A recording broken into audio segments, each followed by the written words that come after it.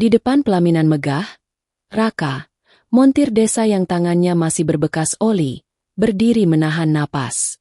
Di sampingnya, Zahra menatap dengan mata merah yang bergetar. Pintu aula tiba-tiba diterjang Arman, mantan tunangan, membawa berkas tuduhan dan suara keras. "Dia cuma mau hartamu," teriaknya. Hening menjerit. Lalu ayah Zahra mengangkat rekaman CCTV dari malam hujan di pinggir jalan, malam yang mengubah takdir.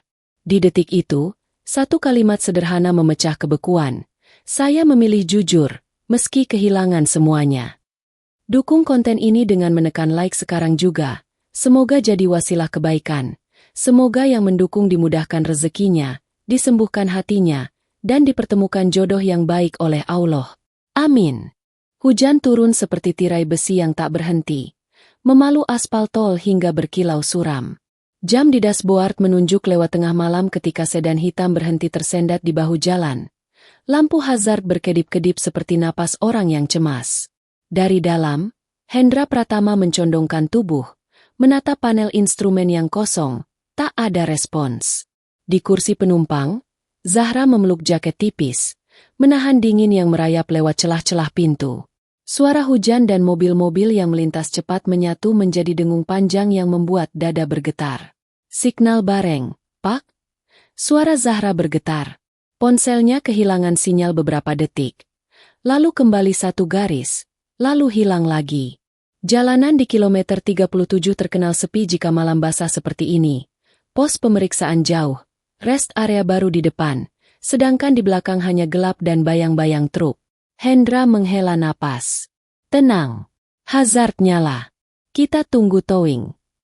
Ia mengetik nomor bantuan, namun suara operator terputus 2 kali. Hanya detik-detik yang menetes, sepi dan panjang. Wiper yang menyapu kaca seolah menghapus harapan sedikit demi sedikit. Dari kejauhan, cahaya putih kekuningan mendekat perlahan. Sebuah pick-up tua dengan bak penuh kotak kardus dan tabung-tabung kecil. Mobil itu melambat, mengambil jarak aman, lalu berhenti beberapa meter di belakang sedan. Pintu pengemudi terbuka, dan seorang pemuda turun sambil menunduk di bawah guyuran hujan. Jaket parasutnya tipis, celana kerjanya gelap, dan di tangannya ada tas alat yang sudah basah di pinggirnya. Ia menyalakan lampu kepala kecil di dahi. Sinarnya mantap walau diganggu rinai. Pemuda itu mengetuk pelan kaca. "Permisi, Pak, Bu, perlu bantuan? Saya Raka, dari bengkel di desa sebelah. Lihat hazard dari jauh." Suaranya tidak keras, tapi jelas. Ada sopan santun yang tidak dibuat-buat. Hendra menimbang sepersekian detik. Di dunia yang penuh jebakan, menerima bantuan orang asing di tengah malam bukan keputusan ringan. Tapi petir menyambar di kejauhan, dan mesin yang mati mendadak dengan bau lembab di dalam kabin membuat pilihan menyempit. Ia mengangguk, membuka sedikit kaca. Mobil tiba-tiba mati, tidak bisa starter, semua indikator redup. Hendra berbicara ringkas. Pengalaman puluhan tahun di bisnis membuatnya terbiasa menilai orang dari tatap mata. Mata Raka jernih, fokus, tak berkeliaran mencari-cari peluang. "Baik, Pak. Saya lihat sebentar. Izin buka kap." Raka menaruh tas, menyelipkan lutut di bawah bumper, dan menarik tuas pelepas kap dari sisi pengemudi dengan hati-hati. Begitu kap terangkat, uap hangat bercampur bau hujan naik, membuat udara terasa logam. Raka menepi, menyalakan senter ponsel, menyoroti soket-soket, sekring, kabel massa, dan konektor ICU. Jemarinya cekatan, lidah geraknya tenang, tidak terburu-buru. Sementara itu, air menetes dari tepi kap seperti untayan kristal. "Boleh saya matikan semua kelistrikan di kabin sebentar? Kita reset inputnya," ucapnya. Hendra mengangguk. Raka memutus negatif aki, menunggu, lalu memeriksa sekring utama. Sekring aman. Tapi konektor ICU ini sedikit basah. Mungkin kena percikan saat lewat genangan tadi. Ada short sesaat, bikin sistem proteksi aktif. Ia mengeluarkan kain mikrofiber dari tas, mengeringkan konektor, lalu menyemprotkan kontak cleaner dari botol kecil. Gerakannya efisien. Tahu persis apa yang dicari. Saya akan bypass sementara untuk memulihkan arus ke modul. Setelah itu, kalau mau aman, besok sebaiknya diperiksa lebih detail di bengkel. Hendra memperhatikan, setengah kagum setengah waspada. Kamu biasa menangani kendaraan seperti ini? Mesinnya sama-sama bicara lewat sinyal, Pak, jawab Raka ringan. Yang penting dengar baik-baik dia ngomong apa. Ada senyum sekilas di ujung bibirnya. Bukan pamer, lebih seperti humor yang menenangkan. Zahra diam, tapi matanya tak lepas dari cara Raka bekerja. Ada kehangatan aneh dari seseorang yang berani berhenti dalam hujan, bukan karena ingin dilihat, melainkan karena memang begitulah ia memandang dunia. Jika ada yang perlu ditolong dan kau mampu, kau berhenti.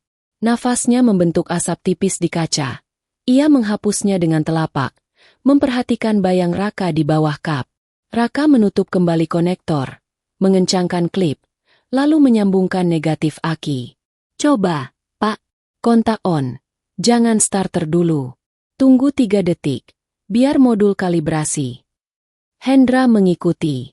Lampu-lampu di panel kembali hidup, menari singkat lalu stabil. Sekarang starter. Bunyi motor starter menggeram, mesin menyala, idle naik turun sebentar. Lantas stabil di 800 rpm. Wiper bergerak lebih mantap, blower menghembus hangat, dan musik yang mati tadi menyala kembali pada volume rendah. Mobil itu seperti bangkit dari pingsan. Alham, Hendra menahan kata itu, lalu mengangguk. Terima kasih. Raka menutup kap, memastikan pengunci rapat. Hati-hati lewat genangan. Pak, malam-malam, sensor suka sensitif. Yang tadi saya lakukan cuma pertolongan pertama. Saran saya, besok pagi ganti seal karet konektor ini. Saya bisa bantu cari partnya yang asli. Harganya tidak perlu mahal kalau tahu pemasoknya. Hendra mengerling. Berapa ongkosmu? Raka menatap hujan yang mulai menipis. Lalu menoleh lagi. Saya cuma mampir karena lihat hazard. Kalau Bapak mau kasih ongkos, secukupnya saja. Tapi mohon jangan besar. Lebih baik beli sil pengganti nanti. Hendra membuka dompet, mengeluarkan beberapa lembar yang cukup tebal, menyerahkannya dengan gerakan cepat. Raka menahan, mundur setengah langkah. Maaf, Pak, saya tidak enak menerimanya sebesar itu. Saya takut uangnya tidak halal untuk saya. Kalimatnya sederhana, tapi terasa berat. Hendra mengangkat alis. Jarang ada yang menolak dengan alasan seperti itu. Di dunia yang ia kenal, norma cenderung luwes. Berapa banyak masalah selesai ketika uang cukup tebal. Tapi pemuda ini menarik garisnya sendiri. Zahra yang sejak tadi diam, membuka pintu sedikit. Angin basah masuk, membuat rambutnya menempel di pelipis. Mas, paling tidak pakai jas hujan ini.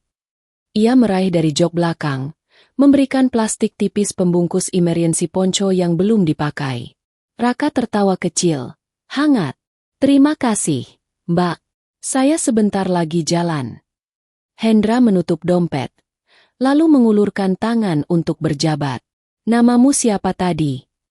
Raka. Pak, ini kartu nama bengkel. Kartu itu sederhana, dicetak di kertas agak tebal. Ada alamat kecil di tepi sawah, nomor ponsel, dan satu kalimat pendek, amanah itu servis terbaik. Hendra menyimpan kartu itu di saku dalam jas, gerakan yang Zahra tangkap, sebuah tanda bahwa malam ini tidak akan berhenti sebagai kebetulan kecil. Raka, ulang Hendra, seolah mencicipi bunyi namanya. Terima kasih sudah berhenti. Lalu, mungkin karena sesuatu yang bergerak di dadanya, antara kagum dan ragu, ia menambahkan, kalau besok kamu sempat, mampir ke kantor saya. Ada hal yang ingin saya bicarakan. Kalimat itu meluncur begitu saja, spontan, tanpa rencana, dan justru itulah yang membuatnya terasa jujur. Raka tidak bertanya kantor apa, tidak penasaran soal jabatan. Insya, ia menahan, lalu berkata, jika ada umur dan waktu, Pak, saya pamit. Ia melangkah kembali ke pick-up, memasukkan tas alat, lalu men-starter mesin tuanya. Suara diesel lembut menyahut. Lampu belakang menyala merah, memantul di aspal basah seperti garis yang ditarik tangan takdir. Hujan mengecil menjadi gerimis. Sedan hitam melaju pelan, bergabung ke lajur. Sementara pick-up mengikuti dari jauh untuk memastikan tidak ada masalah lagi. Di radio kendaraan Raka, siaran murotal mengalun lirih, menenangkan. Ia menatap kaca spion, melihat sekilas siluet dua orang di dalam sedan, seorang ayah yang menyimpan pertimbangan, dan seorang putri yang matanya menyimpan tanya. Raka mengetuk setir pelan, membiarkan malam merapat. Di kursi penumpang sedan, Zahra memegang kartu nama itu. Jari-jarinya teracing huruf demi huruf. "Pak," ucapnya pelan. "Masnya tadi, beda ya?" Hendra tidak langsung menjawab. Ia menatap jalanan gelap di depan, wiper yang bekerja ritmis, dan perasaan yang tak ia duga saat melihat seseorang menolak kemudahan yang bisa diambil. Ada bagian dalam dirinya yang hangat, seperti diingatkan kembali pada hal-hal yang dulu membuatnya berangkat dari nol. "Orang jujur biasanya tidak pandai menjual diri," katanya akhirnya. "Tapi kerja mereka yang berbicara." Mobil meluncur, kilometer 38, 39, 40, jarak bertambah, tapi jejak pertemuan tetap dekat. Di belakang sana, pick-up Raka menyalakan sein kiri, bersiap keluar di gerbang desa. Ia mengucap syukur dalam hati, menyebut nama Allah pelan, karena malam ini tidak ada kecelakaan dan tidak ada niat yang terseret oleh hujan. Ia tidak tahu bahwa sebuah kamera kecil di dashboard sedan telah merekam semuanya. Cara ia menahan amplop, cara ia menyeka konektor, cara ia menundukkan kepala saat pamit. Saat gerimis tinggal titik-titik, Raka memasuki jalan desa yang sunyi. Lampu-lampu rumah memerah temaram. Bau tanah basah naik dari pematang. Ia berhenti sejenak di musyala kecil yang masih menyala lampunya, meletakkan jas hujan yang baru ia terima di bangku kayu. Akan ia kembalikan besok kalau berjumpa lagi. Setelah itu, ia pulang, melepas sepatu yang basah, dan menutup hari dengan doa singkat, agar esok diberi kesempatan memperbaiki lebih banyak hal daripada yang rusak hari ini. Dan di kota, di apartemen tinggi, dua hati yang sama-sama terbangun oleh sikap kecil di pinggir jalan menatap langit yang sama, memikirkan hal yang berbeda. Satu tentang tugas, satu tentang rasa ingin tahu. Keduanya pelan-pelan membuka pintu untuk sesuatu yang belum punya nama. Malam menutup, tapi benih cerita telah tertanam, menunggu subuh untuk tumbuh. Pagi itu, langit di desa memamerkan biru yang jernih. Embun masih menempel di ujung daun pisang, sementara suara ayam berkokok saling sahut dari kejauhan. Raka sudah berada di bengkel sederhana miliknya sejak subuh. Bangunan itu hanya beratap seng dan berdinding sebagian tembok, sebagian tripleks. Namun di sanalah ia menghabiskan sebagian besar hidupnya. Bau oli bercampur aroma kopi yang mengepul dari gelas di meja kerja. Tangannya hitam oleh bekas karat dan minyak. Namun sorot matanya tetap tenang. Ia tengah membetulkan pick-up tua milik Pak Rohman, seorang petani yang mengangkut sayur setiap hari ke pasar. Mesin itu batuk-batuk sejak kemarin. "Mas Raka, ongkosnya jangan mahal-mahal ya. Saya baru rugi panen kemarin," ucap Pak Rohman sambil mengusap keringat di dahi. Raka tersenyum, menepuk bahu lelaki tua itu. "Pak, kalau cuma ganti filter dan bersihkan karbu, biayanya nggak seberapa. Nanti kalau lebih, saya kabari. Yang penting Bapak bisa jualan lagi besok." Jawaban itu disertai kesungguhan yang tak dibuat-buat. Di saat ia sedang asyik membuka filter bahan bakar, sebuah sedan putih berhenti di depan bengkel. Debu tipis yang beterbangan membuat semua kepala di bengkel menoleh. Dari dalam keluar Zahra, dengan kemeja krem sederhana dan celana panjang hitam. Wajahnya tanpa riasan berat, namun tetap anggun. Raka menghentikan pekerjaannya sejenak, sedikit terkejut. "Mbak Zahra, ada perlu apa di sini?" Zahra tersenyum. "Saya mau ngucapin terima kasih untuk semalam." Ia mengangkat kantong kertas berisi roti dan termos kopi. "Ini nggak seberapa, tapi semoga bisa diminum sama teman-teman di sini." Tatapan para pemuda yang sedang membantu di bengkel langsung terarah pada pemandangan itu. Sebagian pura-pura sibuk, sebagian menahan senyum menggoda. Raka cepat-cepat mengambil alih kantong itu. "Terima kasih, Mbak. Tapi repot-repot banget." "Bukan repot, Mas, saya cuma gak enak kalau bantuan semalam gak dibalas. Suaranya lembut, tapi matanya menatap langsung, seolah ingin membaca isi hati Raka. Sambil menyeruput kopi dari gelas yang diambilnya, Raka melanjutkan pekerjaannya. Zahra berdiri tak jauh, memperhatikan bagaimana pemuda itu membongkar mesin dengan penuh ketelitian. Ia memperhatikan hal-hal kecil, cara Raka menyeka keringat di pelipis dengan punggung tangan, cara ia memeriksa setiap baut sebelum memasangnya kembali, dan bagaimana ia memanggil salah satu anak magang dengan sabar, mengajarkan cara memegang kunci momen yang benar. Mas Raka. Zahra membuka percakapan lagi. Kenapa kemarin menolak uang dari ayah saya? Padahal, itu wajar sebagai ongkos kerja, kan? Raka berhenti sebentar, lalu menatapnya. Saya nggak mau terima uang yang saya rasa tidak sesuai dengan kerja saya. Mbak, kalau cuma setengah jam kerja di pinggir jalan, nggak pantas saya dibayar sebesar itu. Saya takut, kalau saya ambil, rezeki itu nggak berkah. Saya ingin setiap rupiah yang masuk, bisa saya jawab di hadapan Allah nanti. Kata-kata itu membuat Zahra terdiam. Hatinya seperti mendapat gema yang sulit ia abaikan. Ia hidup di dunia bisnis, di mana angka seringkali jadi penentu segalanya. Tapi pemuda di depannya menimbang uang dengan timbangan yang berbeda, timbangan hati. Tak lama, terdengar suara mesin pick-up Pak Rohman kembali hidup, menggelegar tapi halus. Coba bawa keliling, Pak. Kalau ada bunyi aneh, balik lagi. Ucap Raka. Pak Rohman mengangguk-angguk puas, lalu mencoba menyerahkan uang. Raka hanya mengambil setengah dari yang diberikan. Sisanya ia dorong kembali. Buat beli pupuk. Pak, biar panennya bagus nanti. Zahra menyaksikan itu dengan mata yang membesar. Ia merasa seperti sedang menonton seseorang yang tak mengerti cara menyelamatkan dirinya sendiri dalam dunia yang keras. Tapi justru karena itulah ia terlihat berbeda. Saat Raka mengantar Pak Rohman sampai ke depan bengkel, Zahra memberanikan diri bertanya. Mas Raka punya mimpi apa sih? Maksud saya, masa depan. Raka tersenyum tipis. Saya ingin bikin bengkel pelatihan gratis untuk anak-anak muda di desa ini. Banyak yang putus sekolah, tapi kalau dikasih skill, mereka bisa mandiri.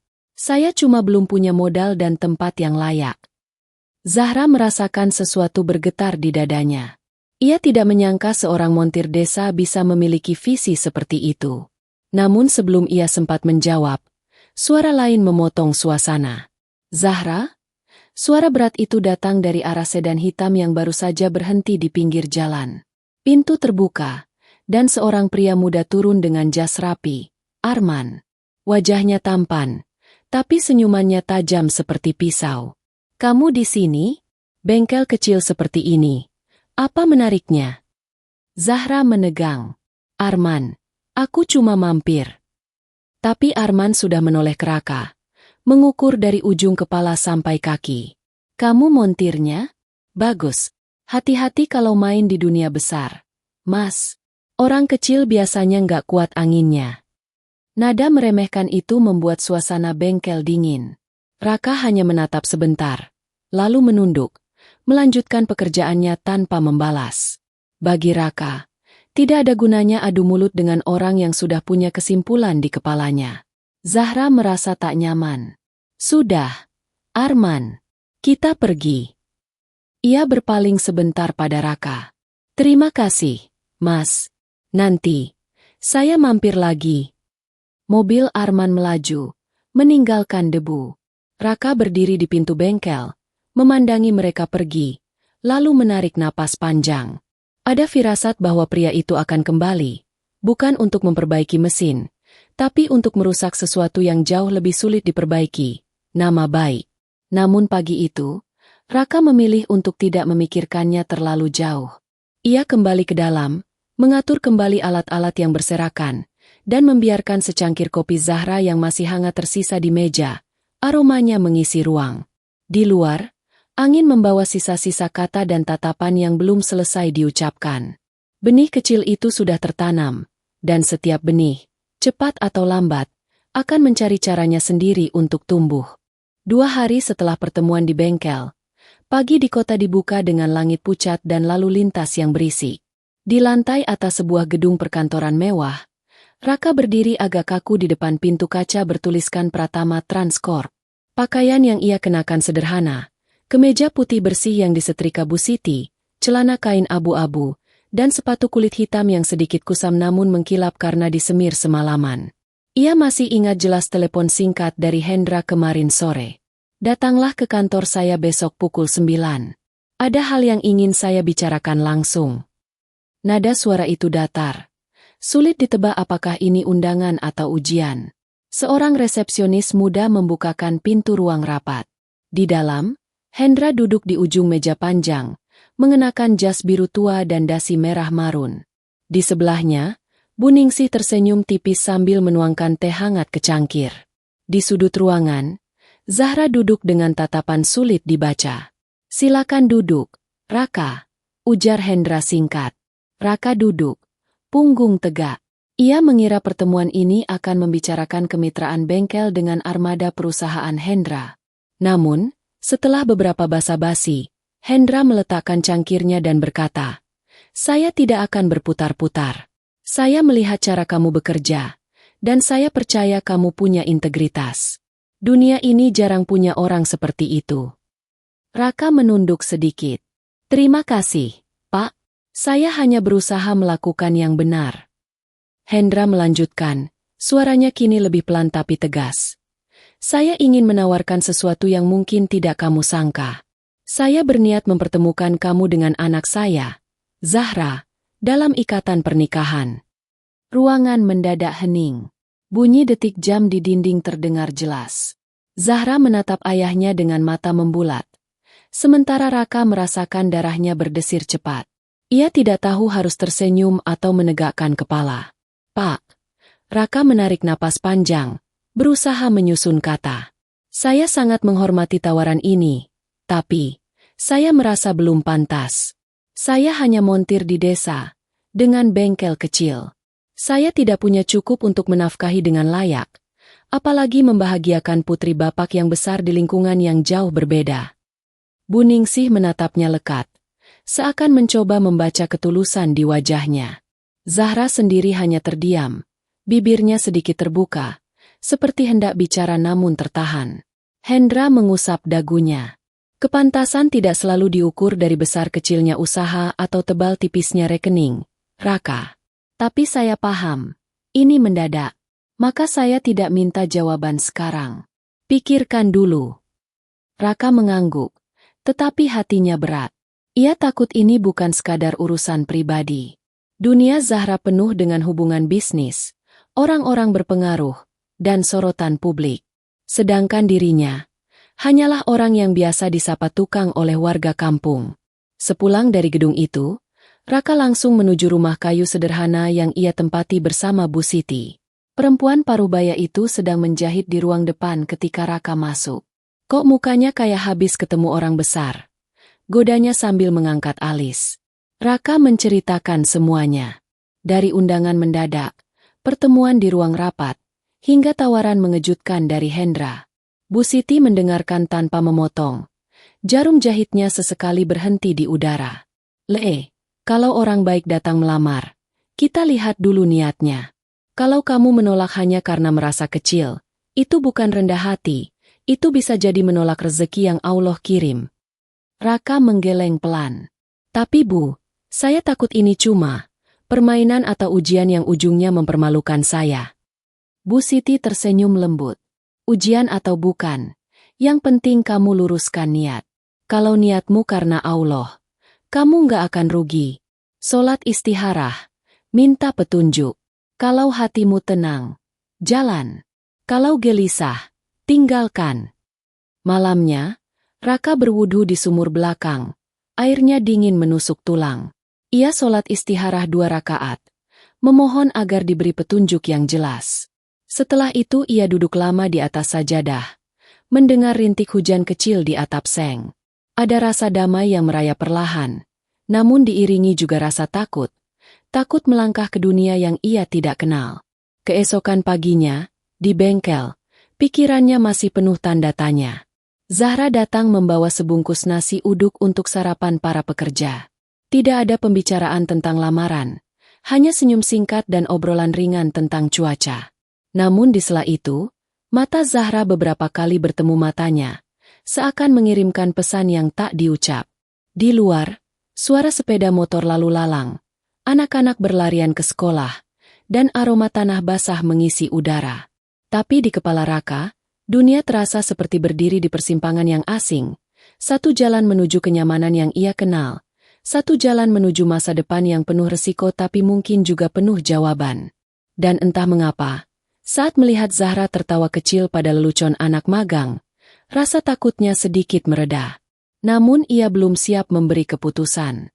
Ia tahu, sebelum ia melangkah, ujian yang sesungguhnya mungkin belum dimulai. Pagi itu, bengkel Raka terasa berbeda. Bukan karena pelanggan ramai, justru sebaliknya. Hanya ada satu sepeda motor yang sedang ia kerjakan. Kursi tunggu yang biasanya penuh bapak-bapak petani kini kosong. Raka mencoba menepis rasa aneh itu. Berpikir mungkin orang-orang masih sibuk di sawah atau di pasar. Namun sebelum siang, ia mulai merasakan tatapan aneh dari warga yang lewat di depan bengkel. Ada yang sekadar melirik. Ada pula yang berbisik-bisik sambil menatap ke arahnya. Saat ia sedang mengganti oli motor, suara dering ponselnya memecah keheningan. Nomor tak dikenal. "Halo, ini Mas Raka?" Suara di seberang terdengar hati-hati. "Kami dari media lokal. Kami dapat laporan bahwa Mas Raka menipu salah satu pelanggan, mengambil uang muka tapi tidak menyelesaikan pekerjaan. Bisa konfirmasi?" Raka membeku. "Apa maksudnya? Saya tidak pernah melakukan itu." Jawabnya cepat. Namun wartawan itu hanya berkata singkat. "Kami punya bukti transfer dan pernyataan korban. Besok berita ini tayang." Sambungan terputus sebelum Raka sempat menjelaskan. Detik itu juga, darahnya serasa naik ke kepala. Ia mencoba mencari tahu, menelepon beberapa pelanggan, dan akhirnya mendapat kabar dari salah seorang temannya. Sebuah akun Facebook anonim telah memposting foto dirinya dengan caption, "Montir ini nipu warga, hati-hati." Postingan itu disertai foto kwitansi lusuh yang mencantumkan tanda tangannya. Tanda tangan yang bahkan bukan miliknya. Menjelang sore, bengkel benar-benar sepi. Hanya suara angin dan gesekan seng yang menemani. Raka duduk di kursi plastik, menatap jalan dengan perasaan campur aduk. Dalam benaknya, ia hanya bisa bertanya, siapa yang tega melakukan ini? Menjelang maghrib, Zahra datang. Wajahnya cemas. Nafasnya sedikit terengah karena tergesa. "Mas Raka, aku lihat postingan itu. Ini jelas fitnah." Ia meletakkan tablet di meja, menunjukkan berita di situs lokal yang sudah menulis tentang kasus penipuan oleh montir desa. "Aku nggak tahu lagi harus bilang apa, Mbak," ucap Raka. Suaranya berat. Kalau orang sudah percaya berita itu, semua penjelasan akan terdengar seperti alasan. Zahra mengepalkan tangan. "Kita cari siapa yang bikin ini." Raka menggeleng. "Mbak, saya nggak mau nyeret banyak orang. Kalau memang ini ujian, biar saya hadapi sendiri." Namun di dalam hatinya, ia tahu ini bukan sekadar ujian biasa. Ada niat untuk menghancurkan. Dan bayangan wajah Arman yang meremehkannya di bengkel beberapa waktu lalu tiba-tiba muncul di kepalanya. Keesokan harinya, Raka memutuskan untuk mengunjungi orang yang mengaku korban di postingan itu, seorang sopir truk bernama Mamat. Setelah perjalanan setengah jam ke pinggir desa, ia menemukan rumah sederhana dengan pagar bambu. Mamat keluar dengan ekspresi canggung begitu melihat Raka. "Mas Raka, ini semua cuma salah paham," kata Mamat gugup. "Salah paham?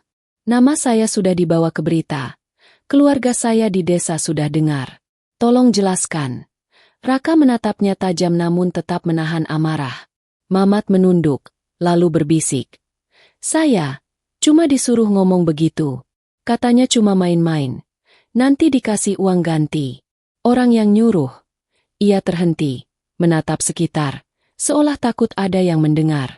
"Saya nggak bisa bilang." Raka menghela napas panjang. Ia tahu Memaksa Mamat bicara hanya akan membuat lelaki itu semakin ketakutan. Ia menyerahkan kembali uang yang konon ditipu itu, walau sebenarnya ia tak pernah menerima sebelumnya. Pakailah.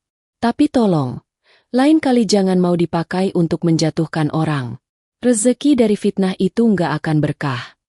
Sepulangnya dari rumah Mamat, Raka mampir ke masjid kecil di tepi jalan. Ia duduk lama setelah sholat, mengulang-ulang doa agar diberi kekuatan untuk menahan amarah. Di tengah hening itu, suara langkah mendekat. Ustaz Fadli, guru pengajiannya sejak kecil. Raka, ucap sang ustaz sambil duduk di sampingnya. Aku dengar kabar yang beredar. Ingat, kebenaran tak butuh teriak untuk menang. Ia hanya butuh konsistensi. Jangan balas keburukan dengan keburukan. Nanti kamu jadi sama dengan mereka. Raka menatap lantai masjid. Tapi, Ustaz, dia membuat saya terlihat bersalah. Bukan diam, tapi sabar yang punya arah. Kamu tetap bekerja, tetap menolong orang, dan tetap pegang amanah. Orang akan melihat sendiri bedanya antara fitnah dan kenyataan. Kata-kata itu menancap di hati Raka. Malam itu, ia kembali ke bengkel, membersihkan lantai, merapikan perkakas, seolah menyiapkan medan tempur yang berbeda, medan untuk membuktikan dirinya tanpa harus mengotori nama dengan cara kotor. Namun, jauh di luar sana, seseorang sedang menyusun langkah berikutnya. Dan tanpa Raka sadari, permainan ini baru saja dimulai. Pagi itu, matahari baru merayap di atas sawah, menyinari embun di ujung padi yang bergetar oleh angin. Bengkel Raka masih terasa sepi sejak fitnah merebak. Tapi ia tetap membuka pintu lebar-lebar, seperti memberitahu dunia bahwa ia tidak bersembunyi. Di pojok bengkel, kalender dinding menunjukkan tanggal lelang tender pengadaan suku cadang untuk armada bus antar kota. Peluang yang sebenarnya bisa menjadi penyelamat. Raka sudah dihubungi oleh panitia tender untuk ikut mendaftar. Namun ia tahu bahwa Pak Harun, pemilik bengkel tetangga yang lebih tua darinya, juga ikut bersaing. Bagi Pak Harun, kontrak itu berarti menyelamatkan puluhan karyawan dari PHK. Siang itu, di teras bengkel, Raka duduk bersama Pak Harun yang datang tanpa diduga. Lelaki tua itu memegang map proposal sambil berkata lirih. Raka, aku tahu kamu juga mau ikut tender ini. Tapi terus terang, bengkelku sudah goyah. Kalau aku kalah, mungkin bengkelku tutup. Raka diam cukup lama. Ia memandang jalanan yang panas berdebu, berpikir tentang semua kerugian yang ia tanggung akibat fitnah. Kontrak itu bisa mengembalikan reputasinya sekaligus keuangannya. Namun di sudut hatinya, ada bisikan yang mengingatkan bahwa rezeki yang membuat orang lain hancur mungkin tidak akan membawa berkah. Pak Harun, ucap Raka akhirnya, aku akan mundur dari tender. Aku tahu ini penting untuk Bapak dan karyawan Bapak. Aku masih bisa mencari jalan lain. Mata Pak Harun berkaca-kaca. Kamu yakin, Nak? Kesempatan ini belum tentu datang lagi. Yang penting bukan seberapa cepat saya sampai, Pak, tapi sampai dengan cara yang benar, jawab Raka. Keputusan itu membuatnya kembali ke bengkel dengan hati campur aduk. Ia mencoba menepis rasa rugi dengan sibuk membantu warga yang mampir. Sore itu, Zahra datang membawa kabar dari yayasan sosial keluarganya. Mas Raka, yayasan mau kirim bantuan ambulans desa. Kami butuh orang yang bisa memeriksa dan memastikan mobilnya layak sebelum diserahkan. Mau bantu? Tanpa ragu, Raka mengangguk. Mereka berdua pun berangkat menuju garasi yayasan, di mana sebuah van putih bekas parkir di sudut. Catnya pudar, tapi mesinnya masih cukup sehat. Raka memeriksanya teliti, mengganti oli, membersihkan filter udara, dan memperbaiki rem tangan yang lemah. Zahra ikut membantu, memegang senter, bahkan rela tangannya kotor karena memegang baut. Di tengah pekerjaan, mereka berbicara. Zahra bertanya, kenapa Mas nggak ambil tender suku cadang itu? Bukankah itu bisa memulihkan bengkel? Raka berhenti sejenak, menatapnya. Kalau aku ambil, mungkin benar aku dapat uang dan nama baik. Tapi itu berarti aku menyingkirkan orang lain yang lebih butuh. Rezeki yang kuambil sambil menutup jalan orang lain. Aku takut itu jadi beban saat aku berdiri di hadapan Allah nanti. Zahra terdiam. Matanya memantulkan cahaya lampu garasi. Ia merasa ada sesuatu dalam diri Raka yang jarang ia temui di dunia bisnis. Keberanian untuk kehilangan demi mempertahankan hati yang bersih. Malamnya, mereka mengantar ambulans itu ke balai desa. Warga menyambut dengan sukacita. Anak-anak berlarian di sekitar mobil. Sementara ibu-ibu menatap penuh harap. Kepala desa menyalami Raka berulang kali, mengucapkan terima kasih. Zahra melihat wajah Raka saat itu. Letih, berkeringat, tapi penuh kepuasan yang tidak bisa dibeli dengan uang. Di rumah, Bu Ningsih, ibu Zahra, mendengar cerita dari putrinya. Ia hanya tersenyum tipis. Anak itu tidak mengejar lampu. Zahra. Dia menyalakan lampunya sendiri. Itu yang membuatnya terlihat dari jauh, meski ia berada di tempat gelap. Namun, di balik semua itu, awan gelap masih menggantung. Arman, yang diam-diam memantau, tidak tinggal dia melihat nama Raka perlahan kembali harum. Di sebuah ruang pertemuan tertutup, ia mulai menyiapkan langkah yang jauh lebih licik, bukan hanya mematikan reputasi, tapi juga memutus sumber kehidupan bengkel itu. Dan Raka, meski merasa ada sesuatu yang mengintai di balik tenangnya malam, tetap menutup hari dengan doa yang sama, agar langkahnya tetap berada di jalan yang lurus, meski harus berjalan sendirian. Fajar baru saja menyibak kabut tipis ketika Raka membuka pintu bengkel. Udara pagi terasa sejuk, namun hati Raka penuh kegelisahan. Sejak seminggu terakhir, suplai suku cadang yang biasanya ia dapat dari pemasok utama tiba-tiba terhenti. Teleponnya pada pemasok hanya dijawab dengan alasan stok kosong. Namun nada ragu di ujung suara mereka membuat Raka merasa ada sesuatu yang disembunyikan. Hari itu, ia mencoba menenangkan diri dengan memeriksa daftar pesanan pelanggan. Namun semakin ia membaca, semakin sesak dadanya. Ada 6 kendaraan yang sedang menunggu perbaikan. Tapi semua membutuhkan onderdil yang kini tak lagi bisa ia dapatkan. 2 di antaranya milik warga yang mengandalkan kendaraan itu untuk mencari nafkah harian. Pukul 9 pagi, seorang pelanggan datang menanyakan mobilnya yang sudah seminggu tak selesai. Mas Raka, kalau nggak bisa cepat, tolong kembalikan uang saya. Saya butuh mobil ini buat ngojek, katanya. Nada suaranya menahan marah. Raka menatapnya dengan jujur. Saya minta maaf, Pak, onderdilnya belum sampai. Tapi kalau Bapak mau uang kembali, saya akan kembalikan hari ini juga. Ia pun masuk ke ruang kecil di belakang, mengambil uang tabungan yang sudah menipis, dan menyerahkannya tanpa menunda. Hari itu, ia melakukan hal yang sama untuk 2 pelanggan lainnya. Uang di laci kas tinggal separuh dari biasanya. Namun Raka merasa lebih lega. Lebih baik kehilangan uang daripada kehilangan kepercayaan, pikirnya. Menjelang sore, Zahra datang membawa kardus berisi beberapa kunci pas dan obeng baru. Ini dari yayasan, katanya sambil menaruhnya di meja. Kita sedang punya program bantuan peralatan untuk usaha kecil. Aku minta supaya bengkel Mas Raka dapat. Raka memandangnya lama. Mbak Zahra, saya tahu ini uluran tangan dari Mbak, bukan semata dari yayasan.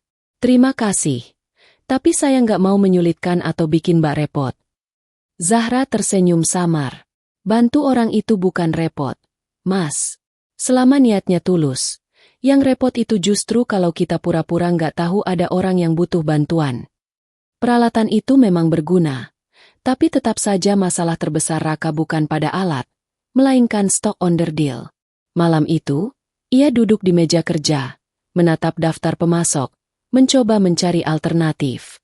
Ia tahu harga dari pemasok baru bisa lebih mahal, bahkan 2 kali lipat, tapi ia tak punya banyak pilihan. Keesokan harinya, teleponnya berdering. Suara di ujung sana adalah Hendra. Raka, saya dengar bengkelmu sedang kesulitan. Saya punya proyek besar, perbaikan dan perawatan armada bus perusahaan saya. Kalau kamu mau, saya serahkan sepenuhnya ke kamu.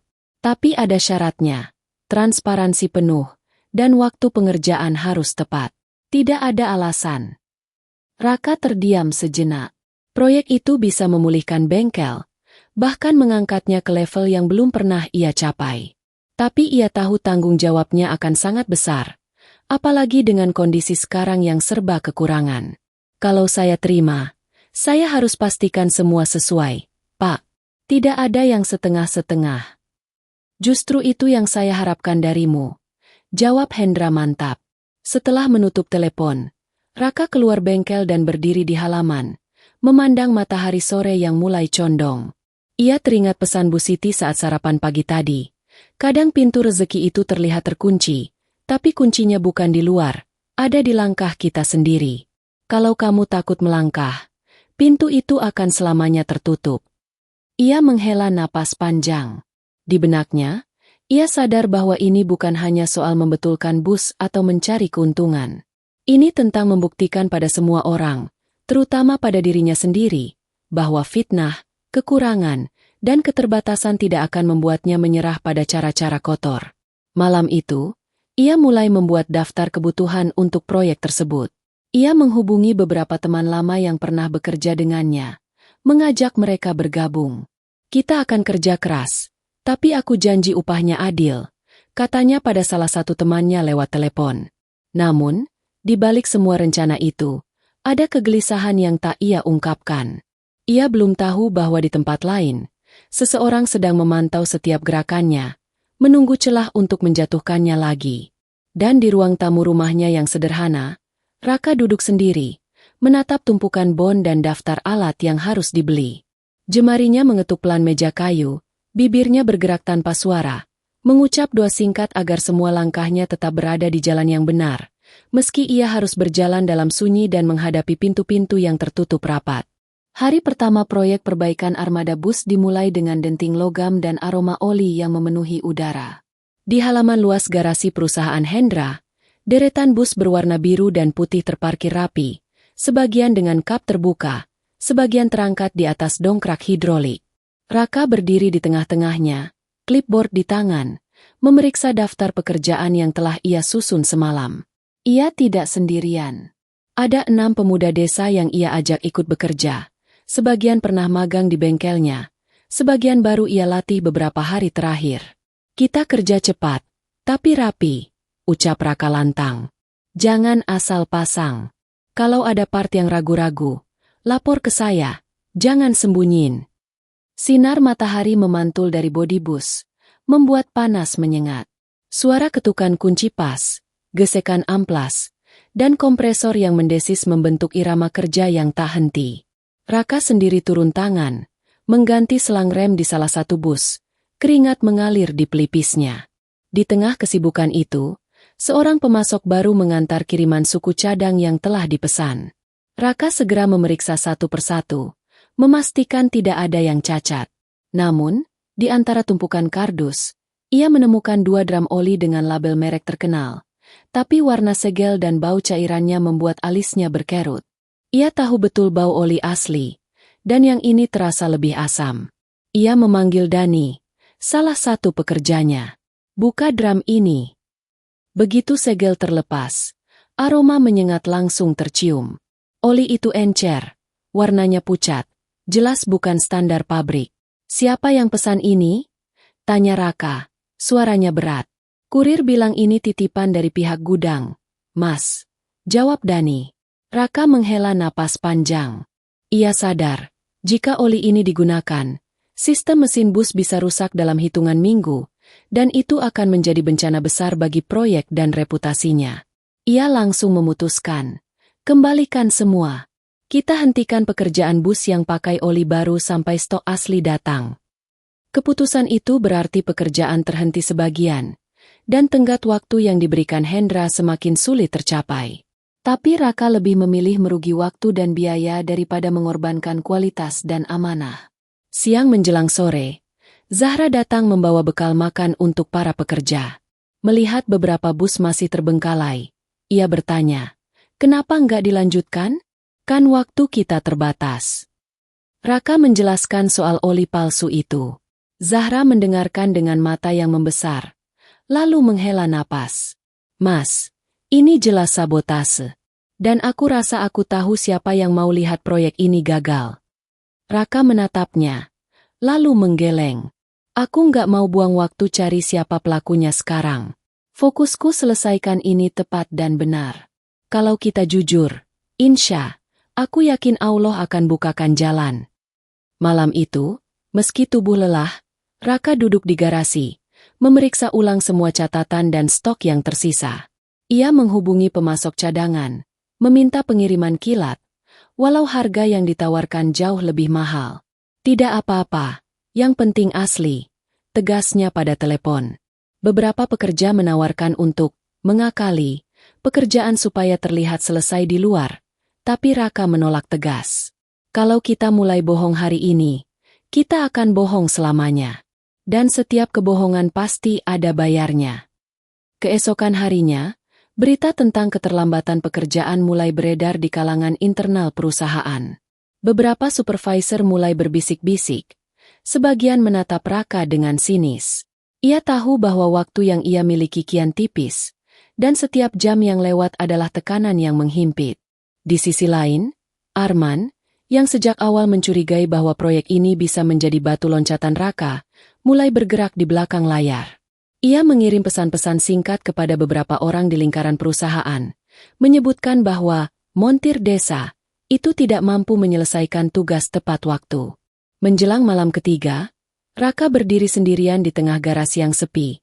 Lampu-lampu neon memantulkan bayangan panjang di lantai. Di tangannya, ia memegang skrup kecil yang tadi siang ia temukan longgar di salah satu bus, entah karena kelalaian atau sengaja. Skrup itu dingin di telapak tangannya, tapi di dalam dada, darahnya terasa panas. Ia menutup mata, menarik napas dalam, lalu mengangkat kepalanya menatap bus-bus yang berjajar. Selama aku masih berdiri, aku nggak akan biarkan kerja ini kotor, bisiknya. Kata-kata itu bukan hanya janji kepada dirinya sendiri, tapi juga kepada setiap orang yang mempercayainya, termasuk kepada Allah yang menjadi saksi niatnya. Dan di luar sana, tanpa sepengetahuannya, undangan untuk sebuah syukuran keluarga sudah dicetak. Di bagian bawah undangan itu, tercetak nama yang membuat semua orang akan mengira sesuatu yang akan mengguncang semua langkah yang sudah ia jaga dengan hati-hati. Langit sore di kota itu berwarna keemasan ketika Raka menerima sebuah amplop tebal yang dibawa oleh kurir berseragam rapi.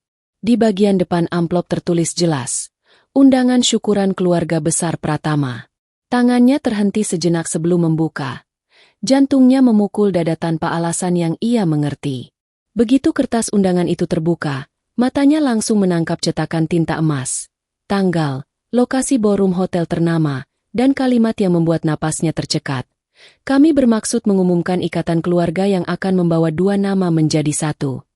Tak ada penjelasan nama siapa, hanya kata-kata yang syarat tanda tanya. Ia menatapnya lama. Di benaknya, segala kemungkinan berkecamuk. Apakah ini tentang Zahra? Tentang lamaran yang dulu ia tolak halus? Atau hanya acara keluarga biasa? Namun hatinya gelisah, apalagi mengingat tatapan Hendra beberapa waktu terakhir. Tatapan yang penuh pertimbangan namun menyimpan sesuatu yang belum diucapkan. Malam itu, ia membawa undangan itu ke rumah Bu Siti. Perempuan tua itu membaca sambil mengerutkan dahi. Kamu diundang berarti kamu penting bagi mereka. Tapi ingat, penting belum tentu berarti diterima. Kamu harus siap dengan segala kemungkinan. Raka mengangguk. Saya takut, Bu. Bukan takut dihadapkan pada orang banyak, tapi takut kalau semua ini ujungnya hanya mempermalukan. Bu Siti menatapnya dalam. Kalau niatmu lurus, kamu nggak perlu takut dipermalukan. Karena kemuliaan itu datangnya dari Allah, bukan dari manusia. Hari-hari menjelang acara itu terasa panjang. Raka tetap mengerjakan proyek bus, meski pikirannya kerap melayang ke undangan di atas meja kerjanya. Zahra belum mengatakan apapun soal acara tersebut. Hanya datang sesekali membawa bekal dan menanyakan progres perbaikan. Namun, ada sesuatu di sorot matanya, campuran antara gugup dan keyakinan, yang membuat Raka semakin sulit menebak apa yang sedang menunggu di ujung minggu itu.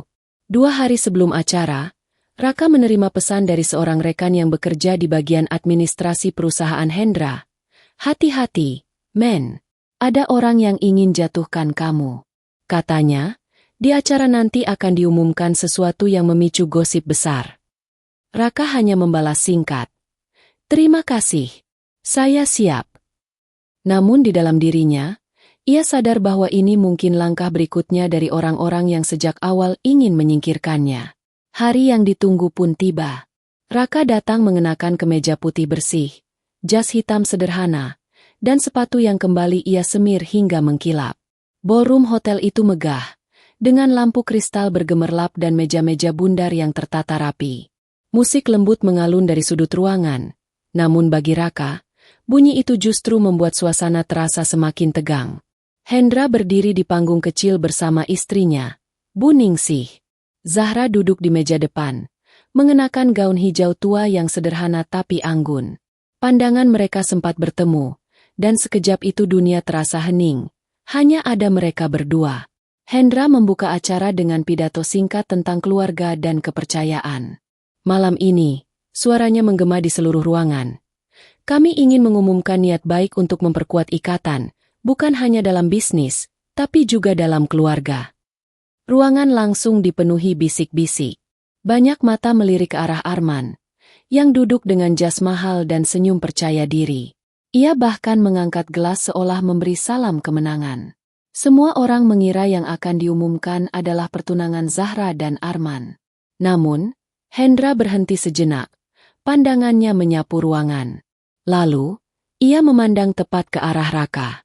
Dan malam ini, lanjutnya, saya ingin mengenalkan seseorang yang telah membuktikan bahwa kejujuran dan kerja keras masih punya tempat di dunia ini.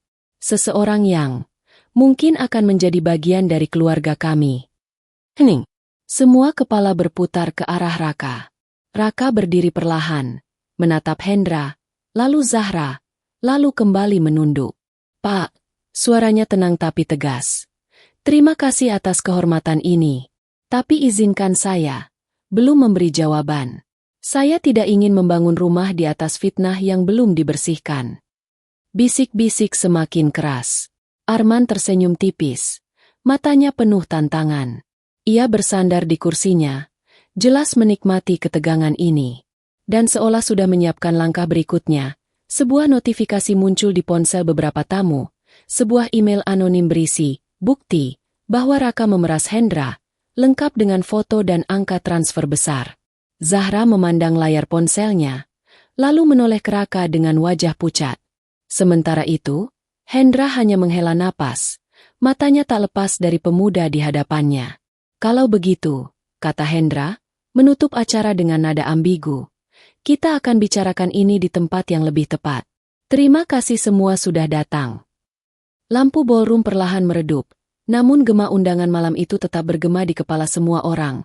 Sebuah malam yang meninggalkan lebih banyak pertanyaan daripada jawaban, dan menandai bahwa badai yang sebenarnya belum benar-benar dimulai. Langkah-langkah tamu meninggalkan ballroom masih terdengar samar ketika Raka keluar menuju lobi hotel.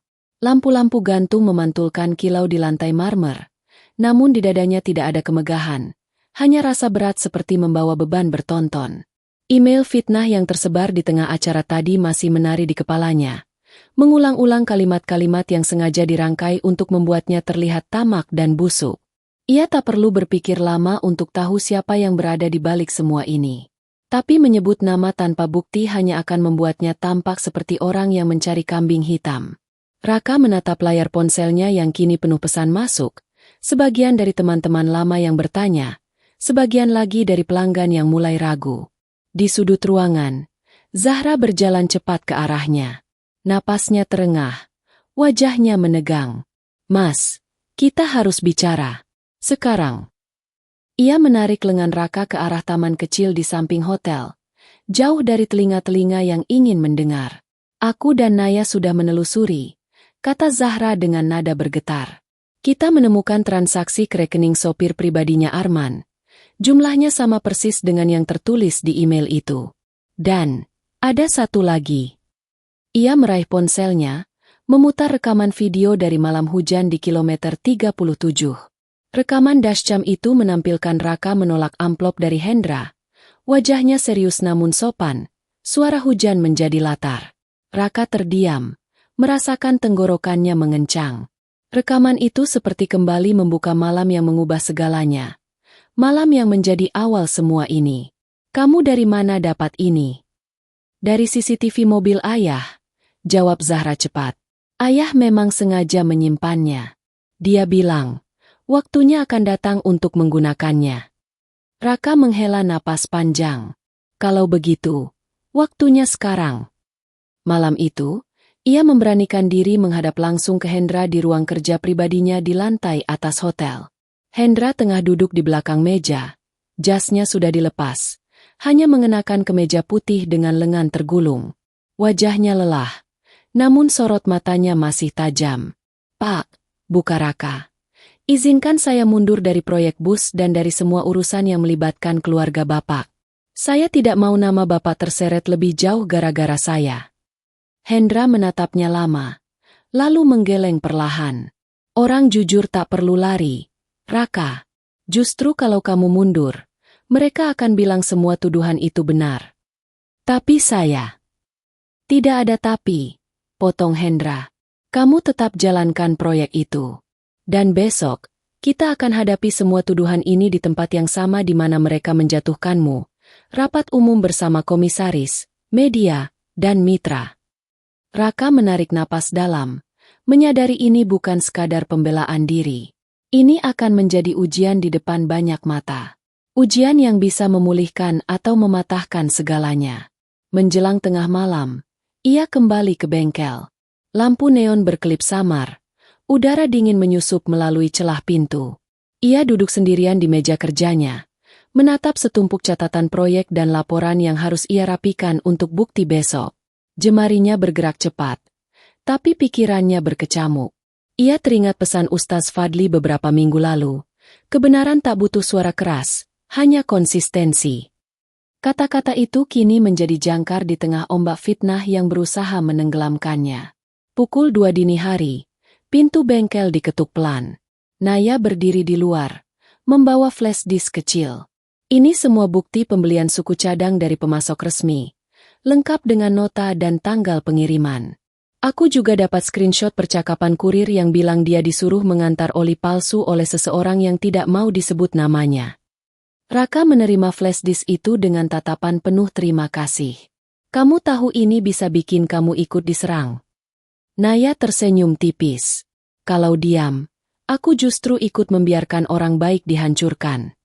Sisa malam itu dihabiskan untuk merapikan bukti, mengurutkan rekaman, dokumen, dan foto-foto kondisi bus sebelum dan sesudah perbaikan. Sesekali, ia berhenti untuk meneguk air putih dan mengusap wajah, berusaha mengusir kantuk. Menjelang azan subuh, Raka keluar ke teras bengkel. Langit masih gelap, tapi di ufuk timur ada garis tipis cahaya yang mulai muncul. Ia menutup mata, mengangkat kedua tangan, dan memohon kekuatan kepada Allah untuk menghadapi hari yang akan datang. Di tempat lain, Arman duduk di ruang kerjanya, memandangi layar laptop yang menampilkan berita daring berjudul, Montir Desa diduga memeras pengusaha ternama. Senyum miringnya penuh kepuasan. Ia belum tahu bahwa benang-benang yang ia tarik mulai mengencang ke arahnya sendiri. Ketika matahari akhirnya terbit, Raka merasa tidak lagi sendirian. Ia membawa bukti, saksi, dan yang paling penting, keyakinan bahwa yang benar akan tetap berdiri, meski badai mencoba merobohkannya. Hari ini, kebenaran akan diuji di hadapan semua orang, dan ia siap melangkah, tanpa lagi menunduk. Rapat umum luar biasa digelar siang itu di aula terbesar kantor pusat Pratama Transcorp. Ruangan penuh sesak, deretan kursi diisi oleh para komisaris, manajer cabang, awak media, bahkan beberapa pelanggan besar. Lampu sorot memantul di lantai marmer, mikrofon berdiri di tengah panggung, siap menjadi saksi dari pertarungan antara kebenaran dan fitnah. Raka berdiri di dekat pintu samping, jas hitamnya rapi, wajahnya tegang tapi matanya mantap. Di depannya, Hendra berdiri di podium, menyapa hadirin dengan suara tegas. Terima kasih sudah hadir. Hari ini kita akan membicarakan satu hal penting, kepercayaan. Kata itu menggema, membuat ruangan hening. Namun sebelum Hendra melanjutkan, Arman sudah berdiri dari kursinya. Kepercayaan. Suaranya meninggi. Apakah kita harus percaya pada seorang montir desa yang dengan lihai memanfaatkan kedekatannya untuk memeras pemilik perusahaan? Bukti transfer sudah ada. Email sudah menyebar. Apalagi yang mau dibantah? Beberapa wartawan mulai mengetik cepat. Kamera diarahkan ke Raka. Hendra mengangkat tangan, memberi isyarat agar Arman duduk. Kita tidak akan membuat keputusan berdasarkan kabar burung. Kita akan melihat fakta. Lampu di ruangan diredupkan. Layar LED besar di belakang panggung menyala. Rekaman dashcam dari malam hujan di kilometer 37 diputar. Suara hujan memenuhi ruangan. Lalu muncul sosok Raka yang menolak amplop tebal dari Hendra. "Maaf, Pak. Saya takut uangnya tidak halal untuk saya." Terdengar jelas dari rekaman itu. Bisik-bisik mulai terdengar di antara hadirin. Beberapa menoleh pada Arman. Namun Hendra belum selesai. Ia mengganti slide, menampilkan foto-foto nota pembelian suku cadang asli untuk proyek bus, lengkap dengan tanda terima dan tanggal. Semua ini sesuai dengan standar. Dan ketika ditemukan oli palsu di gudang, proyek dihentikan sementara demi keamanan penumpang.